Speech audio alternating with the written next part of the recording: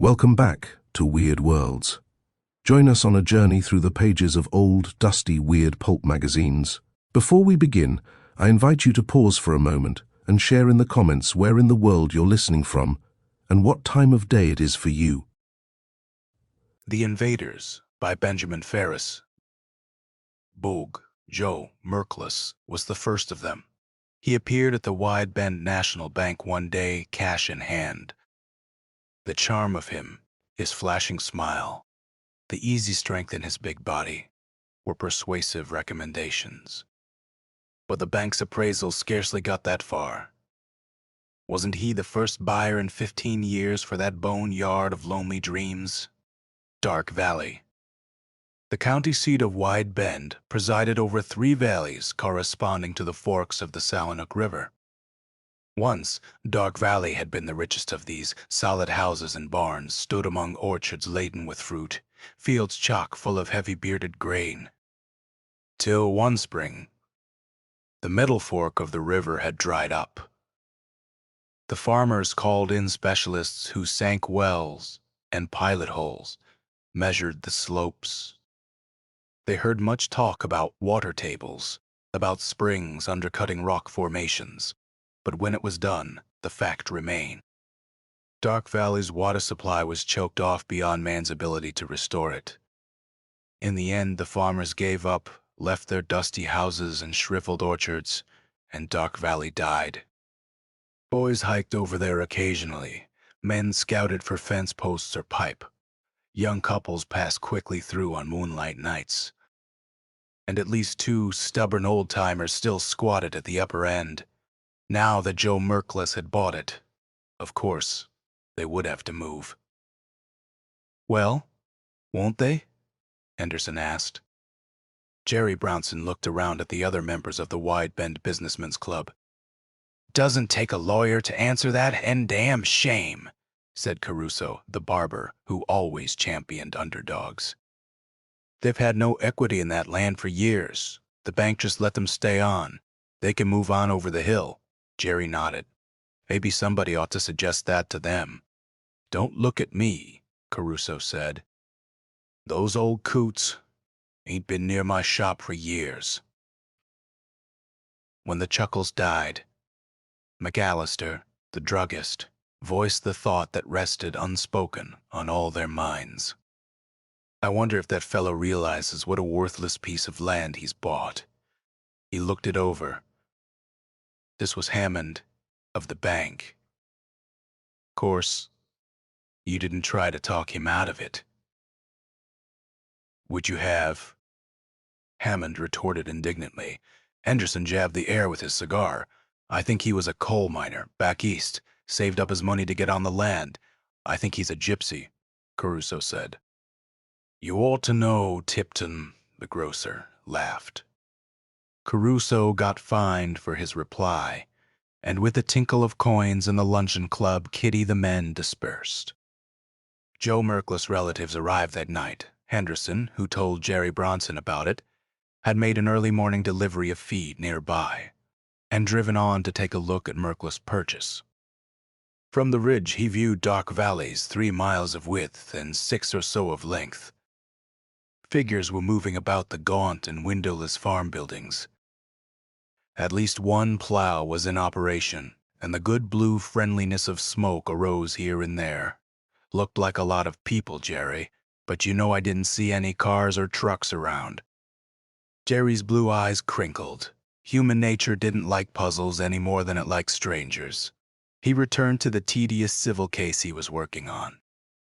About 3 o'clock, he decided he was tired and bored enough to call it a day. He got into his car and headed for Dark Valley.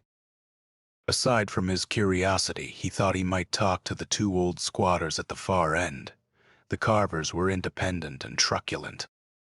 Now that Joe Merkless' relatives had arrived in full force, there was danger of a clash. As the road topped the ridge, it left green fields and orchards abruptly behind. But Dark Valley had a wild sort of beauty, cupped as it was between 2 rows of hills which curved together as higher jumbled foothills to the west. Jerry's car trailed a plume of dust as it slid down to the dry riverbed. He made a left turn and started up the valley road. At the first farm, he saw dark, plump women in billowing dresses, wearing peasant scarves over their heads. They moved about the barnyard, raking dead leaves and scratching busily at the baked earth of the old truck gardens. Chickens and ducks strayed, and Jerry caught a glimpse of children. He waved to the group and was answered by nods and flashing smiles. Then he had a shock. One of the women was working the handle of a pump that had been bone dry for 15 years, and a slender stream of clear water spilled into a wooden tub. Somewhat dazedly, Jerry drove on. He saw more of the mirkless people at other farms. Men were working in the withered orchards. New fence posts and rails were going up. Bright axes flashed in the dry and scraggly wood lots. Jerry's thoughts kept returning to the water in that first pump. Could it be that they had learned the valley had a supply again? That would be a mighty joke on Hammond and the First National Bank. The road, badly rutted by erosion and drifted over with sand and dry leaves, began to rise. Jerry shifted into low gear. Then suddenly he stopped. He'd had another shock. He had just realized this road was unused. He recalled the twin ruts, patterned with rabbit and bird tracks, clear back to the turnoff. Without question, his car had been the first to mark the road since winter. Then how had these dozens of people come, with their chickens and ducks and children and tools? He had seen no cars, no wagons, no carts. How had these people come? Jerry sat back in the seat and grinned. He fished out his tobacco pouch and filled his pipe. There were times when he considered himself fairly mature, fairly well-balanced. Yet he was as ready as the next to build a house of mystery out of the insubstantial timber of ignorance. Of course, there was a reasonable explanation. They must have walked from the railroad. It was a good many miles, but it was perfectly possible. Feeling better, Jerry followed the tortuous road to the western crest. His long legs hadn't taken him far from the car when he heard a harsh, "Hold up." First one, then the other, Carver brothers, stepped out from a scrub oak thicket, short, leathery old men, with ragged whiskers and dirt seamed into their faces and wrists. They eyed him malevolently over raised shotguns. "Came to talk to you," Jerry said mildly. One of them, he thought it was Ed Spat. "Ah, now," Jerry went on in an aggrieved tone, "that's a fine way to treat a son of Jack Bronson." The Carver brothers glanced at one another, then the shotguns lowered. "Come along," they said gruffly. In the littered yard by their cabin, they pointed to a bench and squatted down before it on their thin old shanks. "New people in Dark Valley." They nodded. "They bought it from the bank. They own it clear to the ridge line, including your place. Here." "We been here 40 years, said Ed. "If I owned it, you could stay 40 more. They send you." The voice was sharp, suspicious. Jerry shook his head. "I just thought you'd like to know about it." For a couple of minutes, the Carver brothers chewed tobacco in unison. They stood up, reached for their guns. "We'll see," they said. Jerry nodded. They walked beside him, kicking thoughtfully at the leaves. The brother named Mike rubbed his whiskers. "Get much of a look at 'em when you pass through. Some, they foreigners?" Jerry sighed inwardly. "Maybe they look like hard workers." The Carver brothers cackled suddenly. "They better be, to farm that land." Jerry passed back through the valley. A man knocking out stumps waved to him. A woman in a barnyard swished out her big skirts, shooing chickens. At that first farm, a trickle of water still ran from the pump. Wide Bend was a normal community.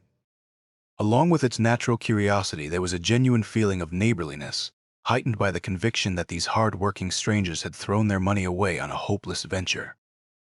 So, one way and another, A fair percentage of the town's population found excuses in the next few days to get out to Dark Valley. Bit by bit, the reports filtered back to Jerry, and they all added up about the same. Joe Merkless and his people were incredibly industrious. Already they had cleaned up the yards, repaired sagging barns and roofless sheds. Curtains fluttered at the windows. Cows had appeared, and sheep, even a few horses. Somehow, perhaps from accumulated seepage, they were still bringing water from the rusty pumps. And, though it was surely an illusion, Dark Valley seemed to have taken on a tinge of green again. Wide Bend's womenfolk brought gifts of homemade preserves, jelly, canned vegetables, and came away puzzled. No, they hadn't been badly received. All was politeness and smiles, but there was, well, a sort of remoteness about these people. The kids went out of sight the minute you turned into a place, and you just couldn't get close to the grown-ups. Dark they were and heavy-looking. They smiled a lot, jabbering in an unknown language. They had beautiful white teeth, but no jewelry or ornaments, such as gypsies might wear. They always appeared pleased that you brought them something, but on the way home, you discovered you still had your presents after all. The best guess as to the number in the tribe, somehow that seemed the best way to describe them, was 60. Give or take a few. The general verdict was expressed by Henderson at the next club luncheon. They're odd, but they're hard workers, darned good thing for the community. Miller, the jeweler, agreed vigorously. Self-interest, Jerry murmured, is a wonderful thing. They turned on him. They haven't bought a thing from us. And what if they did? Kidding, boys. I've got something to sell, too. Then Jerry frowned. They haven't bought anything. Around the table, heads shook. Probably, Caruso growled. They wear their hair long, too. In the laughter, the matter was forgotten. But Jerry remembered it that night, sitting on the porch of his house. There must be hundreds of items, tools and nails and hinges and glass and wire and sandpaper and oil and rope and seed and salt and sugar that the tribe needed. How could they? There was a step on the path. You there? Caruso called. Yup. The barber sat in the other chair, hoisted his feet to the railing. You know how kids are, That boy of mine, he couldn't stand it about Dark Valley. He was out there with a couple of pals poking around. Yes? Jerry didn't realize his voice was sharp. Oh, no trouble. But the middle fork of the river started to run again.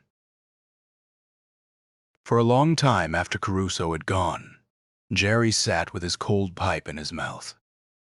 There were reasonable explanations for every one of the small oddities that had cropped up with Joe Merkless and his people. But he couldn't shake a growing feeling of uneasiness. Jerry went to bed muttering, for he was a man trained to keep emotion and fact well separate. But the feeling was still with him when he awoke, and he recognized it later on Henderson's face. We got to get the boys together and talk this thing over, the feed and fuel owner said. What's up, this stuff that's missing? Jerry gave a start. He had just spent at least half an hour looking for this garage lock. Every day of this week, Henderson went on heavily. I've had people in to replace some little thing that was lost. Hatchets and feeding troughs and spare parts and panes of glass and things like that. A couple of old chicken brooders that was stored. 10 salt blocks Anderson had in his barn. Just then, McAllister stepped over from his drugstore to join them. Damn it, he said plaintively, dusting off his store jacket. I've been in the basement the last hour looking for an old pipe wrench. I swear I left it there. Jerry met Henderson's glance.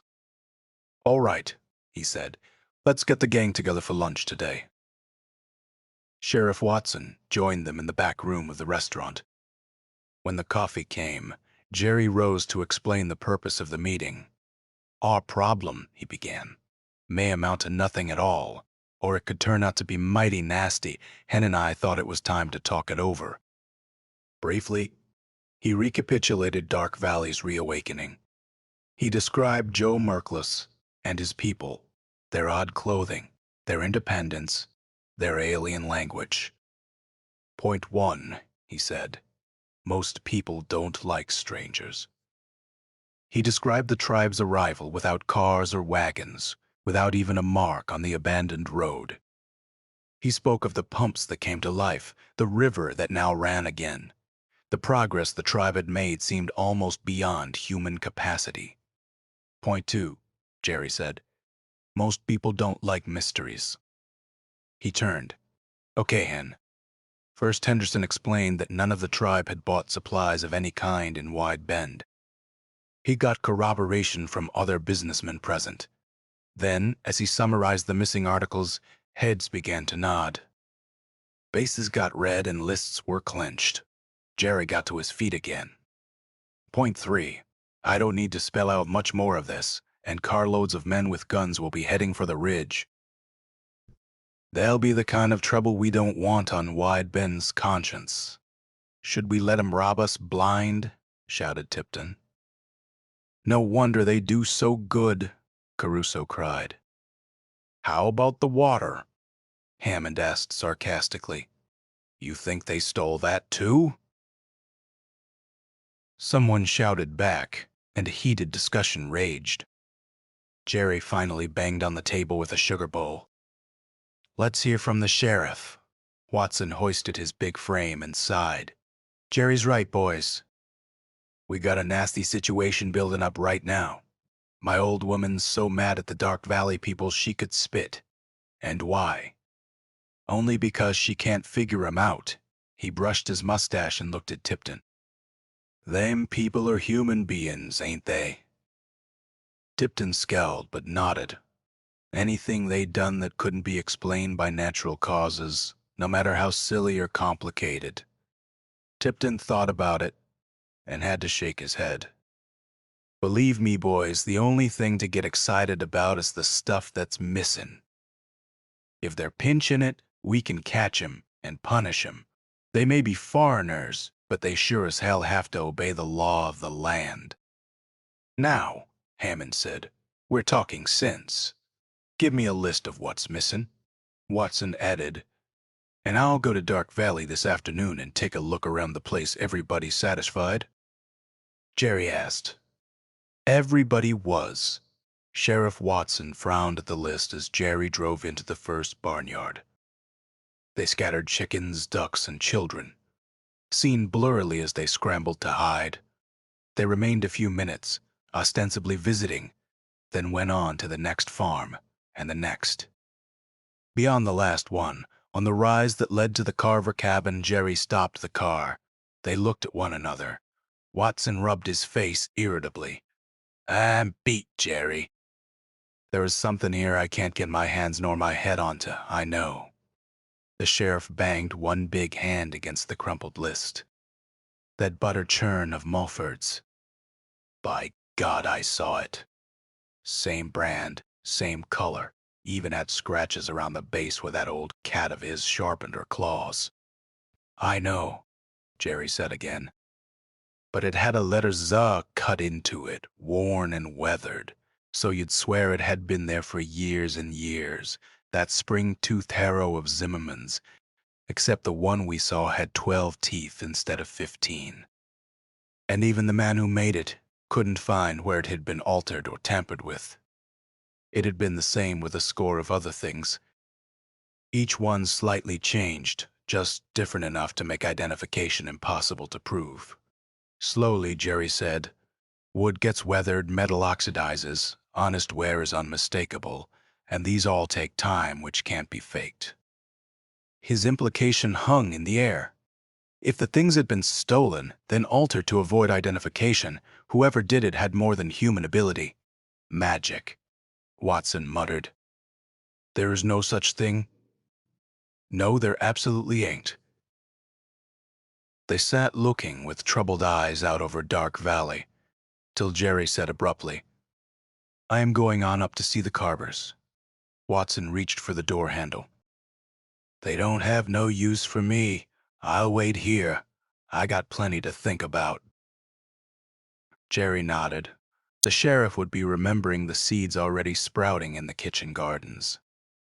The leaves that had jumped out on the old fruit trees. The lambs and calves capering in pastures washed with the green of new grass. The road was smooth, its ditches cleared and deepened. Bright clothing napped on shiny new clotheslines. Those were on the list. But how can you identify a roll of wire? Cordwood was stacked in every yard. New shingles spotted the roofs. The windows held glass again. Fresh paint glistened on porches. In the fields, corn and oats and hay were shooting upward. Jerry found the Carvers waiting for him, their wrinkled old faces tense. They didn't answer his greeting, just jerked their heads. They led him past the cabin, through open brush, and halted at a bare place. Slowly, Jerry sank to his knees. Screxa for its size, it could have been a splayed-out cougar print, but it was 2 feet across and pressed more than an inch into the hard, dry soil. Finally, Ed Carver nudged Jerry. The gnarled finger pointed to a twig of wild lilac 8 feet off the ground. Caught on the twig were several coarse black hairs 6 inches long. Jerry looked from them back to the Carvers, then down at the ground again. He didn't speak. What was there to say? As they started back toward the cabin, Ed Carver said harshly, "We found that 2 nights ago."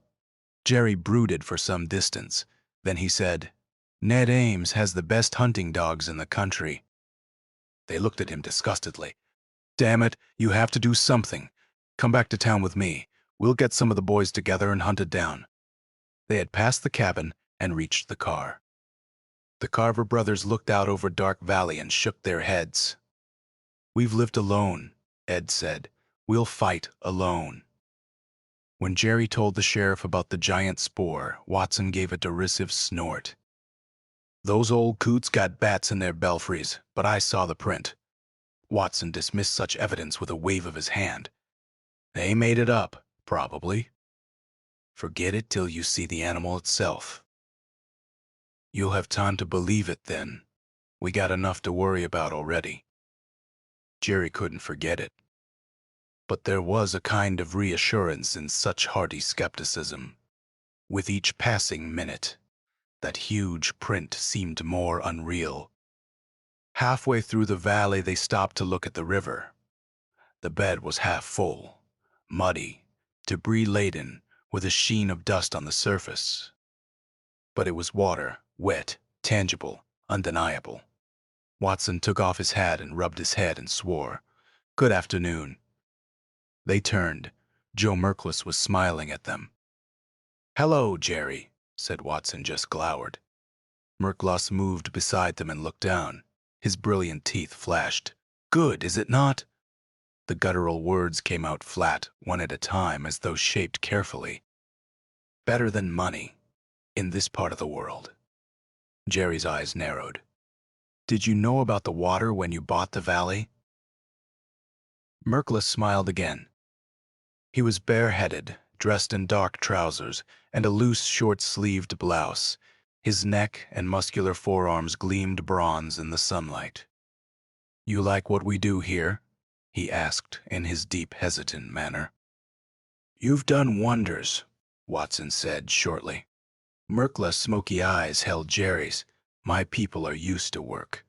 Slowly, significantly, Watson said, "The thing we don't understand is how you managed to bring so much equipment.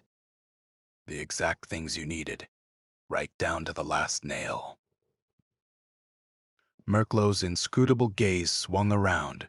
The smile lingered on his face. "We are a careful people. We plan a long way ahead." Watson opened his mouth for another question and shut it. Merklow's attention had left them. The man was listening, his head slightly cocked. After a moment, he turned. "I am happy to see you making a visit. I hope you come again." He nodded and walked swiftly away. Wordlessly, Jerry and the sheriff got back in the car. Could you hear what he was listening to? Jerry muttered. I didn't hear a thing, notice anything else about Dark Valley. Watson shook his head. No flowers, not one dog. Jerry's hand tightened on the steering wheel, and who has ever gotten a single clear look at one of the kids? Jerry spent a restless night. On the way to his office the next morning, he met Watson talking to a farmer on the courthouse steps. Listen to Carson here, the sheriff said grimly. Carson's straw hat bobbed as he talked. I am waiting to see the farm advisor. Something's gone wrong out at my place on the South Fork. I am on good bottom land, highest yield in the county. But in the last 2-3 weeks, my corn, my wheat, even my berries has stopped growing. Jerry's eyes jumped to Watson. Yep, Carson went on. Every single ear of corn is still a nubbin. He threw out his arms. And by God, even my wife's radishes has stood still. Ain't anything on earth that'll slow up a radish. How about other stuff? How about eggs? Same thing. Cut right down hens lay, 1 in 10 now. Maybe and my alfalfa has turned a funny gray-green. Even the fruit. What about the river? Watson broke in. You still got water in the South Fork? Way down for this time of year, but we got enough. Several people had stopped to listen. One of them, a big tow-headed Swede, burst out excitedly. Mister, you got the same trouble as my cousin. His crops, they're growing backwards. There was more of the same impossible talk. Jerry made an excuse to get away to his office. He sat at his desk and stared out the window. There wasn't any problem, he tried to tell himself. Anything he could not measure by experience and logic was out, and that had to include giant paw prints and mysteriously missing objects, as well as radishes that wouldn't grow. Dark Valley was taking on life and freshness. Fact. The South Fork and portions of the North Fork seemed to be losing fertility. Fact. But to conclude from this that Dark Valley was gaining at the expense of the others. That was the road no reasonable man could allow himself to take. From his window he saw the huge old trees that shaded Wide Bend. They looked suddenly wrong. Weren't they less green, less thick than before? The buildings and streets looked dingier, too. And when did all those broken fences, cracked windows, missing shingles show up? Jerry lunged from his chair and strode up and down the room. Then the telephone bell tore through his nerves. He grabbed the instrument. Watson. I just wanted to tell you, 2 boys have been reported missing. No, the Simmons kids, but they've run away before. They'll be back. Jerry's hand went slowly down. The sheriff's voice echoed hollowly from the lowered receiver. Well, won't they? It was after midnight when the doorbell rang. It didn't wake Jerry. He was sitting in bed, staring into the darkness. There was a pile of books beside him. He knocked them over, getting up to answer the door. Mike Carver stumbled in. He dropped into a chair, panting. Jerry went for a bottle and glass. Carver gulped the drink, then held the tumbler out for another. I run all the way down the ridge, he gasped, till I catched a ride. I figured you ought to know what happened. It got my brother Ed. Jerry's lean face hardened. Yeah, it was prowling around. We went after it and shot it. But you said I said it killed Ed. The old lips tightened. We gave it 1 slug through the heart and 1 through the head. They didn't even slow it down, you mean? Jerry asked carefully. That they didn't have any effect at all? Mike nodded. He tipped the glass, wiped his ragged sleeve across his face, and rose. Where are you going? Back to the cabin, Mike. You can't go there. That's where my brother's body is. Look, Jerry said evenly, you can't help him now. Stay here with me, and we'll go up in the morning. Carver shook his head. My brother's there, at the cabin.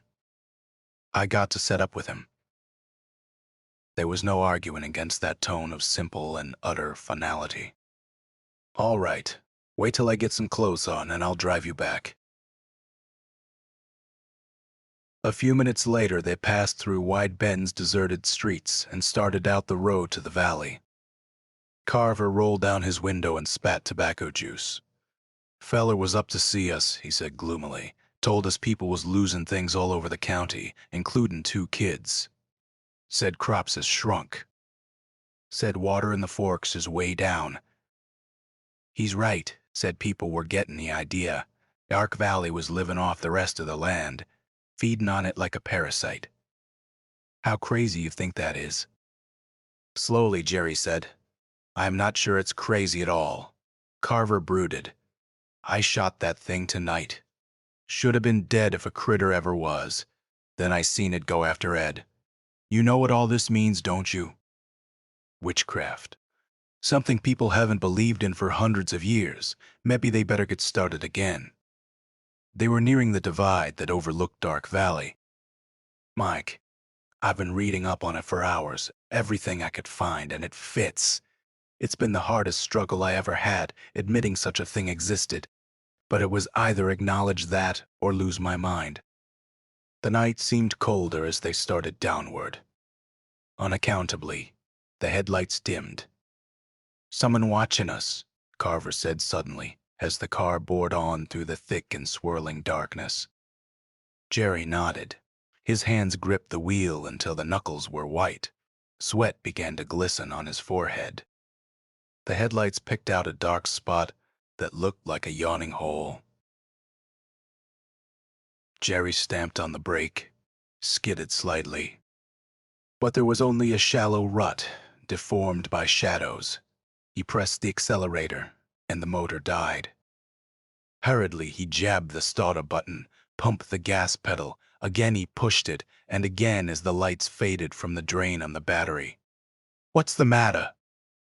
Carver's old voice was thin. "Flooded, maybe. Better let her sit a minute." The darkness pressed close around them, shifted and danced. Chill air moved over their faces. "Mike, why didn't that animal come after you, too?" Carver breathed heavily for a moment. Then he took something from his shirt pocket and held it out. Jerry's fingers moved over it. "A crucifix. My mother gave it to me a long time ago. That's probably the only thing that could have saved you from what I read. They can't stand a cross, and silver's got something to do with it." Jerry reached into his own pocket. "Feel this?" Carver's rough hand fumbled over the object. "Made it this evening. Took a cold chisel and hammer to an old silver tray. Not fancy, but it was all I had you done that, before I came and told you about Ed." Jerry nodded grimly. "I am convinced we're up against something terrible. And believe me, Mike, I am scared." The shadows drew closer, thicker still. They seemed charged with menace. Was a catch in his voice. Jerry said, "Maybe now's the time to try it." Carver's head jerked around. "I mean smash Merkless and his tribe for good. How?" "With fire and the silver crosses." After a long pause, Carver said, "What about Ed? We'll get to your cabin. We're not far from the first farm. We can go right up the valley if it works. And if it don't, we might end up like Ed." Carver turned and spat out the window. "I don't want to, but I will." They got out of the car into the humming darkness. They took gunny sacks and rags from the trunk compartment and soaked them in oil from the crankcase. They wired a bundle on the extension handle of the jack and another on the radio aerial rod which Jerry unscrewed. They tried to start the car once more without success, so they turned off the lights and left it with one torch burning. They started up the road for the first gate. Dark Valley's shadowy legions closed in. There was a rustling and a whispering all around them. There were shiny glints where none ought to be. There was an overwhelming feeling that something frightful waited just beyond the edge of darkness. "The gate," Carver said hoarsely. Jerry unclenched his jaws and lit the second torch. The flare-up reflected from the blank windows ahead. "What about the women? What about the kids?" Jerry spoke jerkily, his eyes on the house. "There aren't any kids. What we saw was something else. The women are the same as the men. The same as the thing that killed Ed. Don't worry about them. Hold the cross in front of you, and for God's sake hang on to it." The darkness swelled like a living thing. It swayed and clutched at the torches. Somewhere a high whining began, like a keening wind. There were sudden sounds from the house, bangings and scramblings. Carver faltered. "On," Jerry said savagely, and began to run. He touched his homemade crucifix to the wood of the porch, and with the other hand brought the torch down. Blue sparks jumped out at him. The dry wood hissed and blazed up furiously. A frightful scream rang out. There was the tinkle of breaking glass. Formless figures thudded to the ground and scuttled away on all fours, headed up the valley. Within minutes, the farmhouse was a mass of roaring flame. Jerry backed away from it. He saw Carver outlined against the glowing barn which he had fired. They came together and hurried back to the road. There they stopped to watch the pillar of flame and smoke boiling upward. It worked, Carver said. Jerry nodded. "We can't kill them, but we can drive them out. Women and kids," Carver said bitterly. "Did you see them things that came out?" Yes, Jerry was drenched in sweat, and the torch trembled in his hand. "Let's get on to the next one, Mike." They went on to the neighboring farm, and to the one after that, while the shadows pulsed in an unholy turmoil. The night swarmed with malignant invisible forces that tried to blow the flame from their torches, that flayed them with a naked sort of fear. There were hideous shapes half seen. There were waves of terror like a physical shock. There were puffs of ordure, so rank they gagged. But they plodded through it. Faces set sweating and agonized, till halfway up the valley it came. Carver knew it first. His leathery face paled. His hands fumbled instinctively for the gun he was not carrying. Then Jerry said hoarsely, "Mike, did you hear that?" Carver nodded dumbly. Clearly now came the sound of those huge paws patting first on one side of them, then the other. Jerry clutched his cross till the rough edges bit deep into his hand. It seemed that his very life was bound up with the torch that now smoked and struggled to burn. If its feeble flame went out, that meant extinction, black and final. Then he became aware that Carver was no longer beside him. He whirled, 10 yards behind. The other was bending down, scrabbling frantically in the dust. "I dropped it," he shouted. "I can't find it." Jerry tried to reach him, but the other thing was quicker. A whirlpool of blackness engulfed Carver, blotted him out. Then Jerry was confronted by an unbelievable sight, a great, savage head towering over him, its eyes glowing redly and foam creaming over gigantic open jaws. Desperately he shoved his cross straight at it. The thing spat and roared deafeningly. The thud of its paws shook the ground. It lashed out with monstrous claws that sliced his skin. Half stunned, Jerry kept lunging toward it, till finally his cross touched its coarse hide. There was a crackle of blue flame, a shriek that split the night, and the thing disintegrated in roiling clouds of bitter smoke. Jerry swayed. The hand that held the cross was numb and tingling like an automaton. He turned, went back, and knelt beside the crumpled shape that had been Mike Carver. Then he rose, still carrying the feebly flickering torch, and plodded on. They met him as he was coming back. Watson, Henderson, Caruso, Miller, Hammond, and the rest. They had flashlights and guns and tear gas, and their faces were grim and desperate. "We found your car," they said. "We could see the flames from Wide Bend." "What in hell has been going on?" Jerry stared at them. He dropped the dead torch. One hand tried to put the cross back into his pocket. His face was black, his hair singed, his side wet with blood. "It's all over," he croaked. "They're gone. Dark Valley is free again." Big Joe Merkless was the first of them. He appeared at the Rocky Mountain Trust Company one day, cash in hand. The charm of him, his flashing smile, the easy strength in his big body were persuasive recommendations. But the company's appraisal scarcely got that far. Wasn't he the first buyer they had ever had for that suburban real estate fiasco, Hidden Acres? End of The Invaders by Benjamin Ferris. If you found this story interesting, take a moment to support the channel. Hit subscribe, click the bell icon so you're notified of new stories, leave a comment, and give the video a thumbs up. Share it on your socials if you think others might enjoy weird tales. And if you'd like to go a step further in reviving these forgotten horrors, you can click the super thanks button below, or become a member of the channel. With your support, these dusty old stories may see the light once more.